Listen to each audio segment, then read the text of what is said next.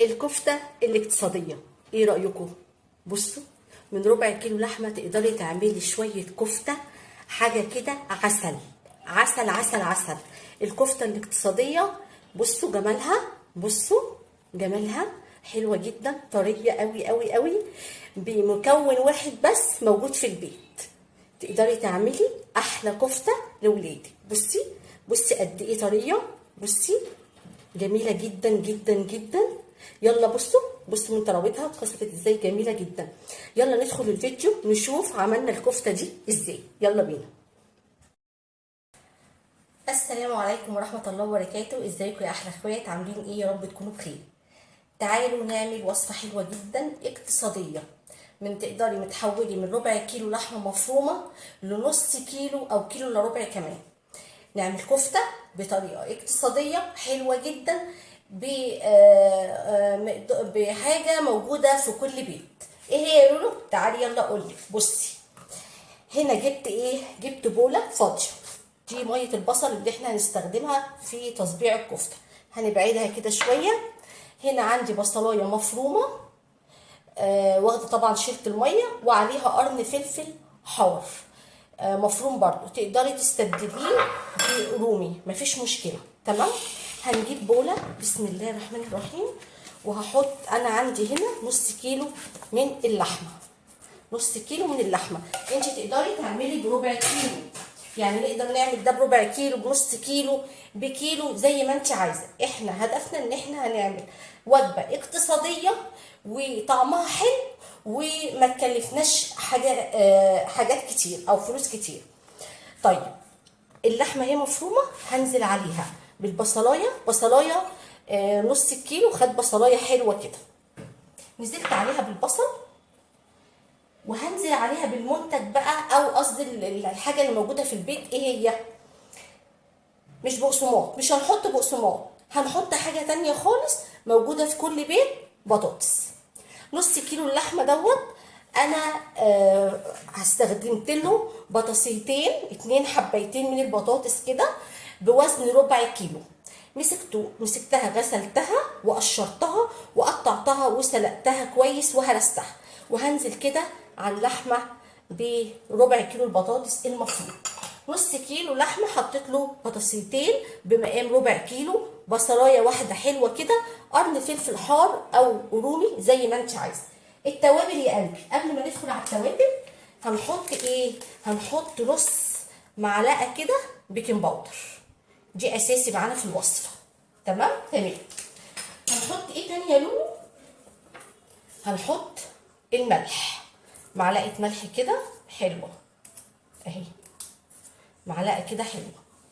وايه تاني؟ وفلفل اسود، معلقه فلفل اسود. وهحط كمان توابل لحمه، نص كده معلقه توابل لحمه. وهحط شويه حبهان مطحون، مش كتير. وهحط نص معلقه كده بابريكا. وهحط بشره جوز الطيب اهي، بشره حلوه كده تدي اللحمه طعم حلو. بس كده. الوصفه دي ناقص لها حاجه واحده، بقدونس. لو عندك بقدونس ضيفي بقدونس، الورق بس، الورق بس، ما تضيفيش العودان بتاعت البقدونس. انا بصراحه ما عنديش، بس احنا قلنا ايه؟ احنا مش هنقف على حاجه. مش موجود بقدونس مش هنعمل كفته؟ لا هعملها. هبدا بقى بسم الله، هعجن كل الخليط ده كويس، عجنه كده محترمه. عايزه تضربيه في الكبه اضربي براحتك، مش عايزه خلاص. انا هقلبه كويس جدا وهعجنها كويس جدا زي ما انتوا شايفين كده. واما اخلص عجنها هرجع اوريكم شكلها عشان ما اطولش الفيديو. دلوقتي بصوا بقى حبايبي، انا عجنتها كويس جدا اهو، بقت زي الفل. هعمل ايه دلوقتي؟ هحطها في التلاجة حوالي نص ساعة تتشمع كده، وبعد كده هنصبعها وهقول لكم هصبعها ازاي وهنعمل فيها ايه. دلوقتي بقى يا حبايبي الكفته خلاص اتشمعت معانا. بصوا جميله جدا والله. بصوا الخيوط اللي فيها حلوه قوي، جربوها طعمها حلو واقتصاديه. دلوقتي اهي طلعتها من التلاجة، وهنا جبت معلقتين ميه البصل، حطيت عليهم معلقتين زيت وفلفل اسود، وجبت هنا حضرت صينيه حطيت فيها حته زبده كده، وحطيت طماطميه متقطعه بالشكل ده. خلاص هعمل ايه؟ صبعي بقى الكفته بتاعتك زي ما انت عايزه، على معلقه، على سيخ، على اي حاجه انت عايزه تصبعي عليها. انا هعمل واحده قدامكم وهكمل بقى بسم الله، اكمل الباقي مع نفسي. الاول المعلقه هنا هصبع بالمعلقه، هعمل بس المعلقه كده بميه البصل، وبعد كده هاخد حته اهي حلوه كده وهدخلها كده وهبدا اصبع على المعلقه. صبعي بقى انت على اي حاجه انت عندك اهي بالشكل ده اهو. استنى بس عشان ايه اهي، وبتبداي تسحبي كده وبالشكل ده وتحطيها في الصينيه اهي. هكمل الكميه ونرجع نشوف هنسويها ازاي.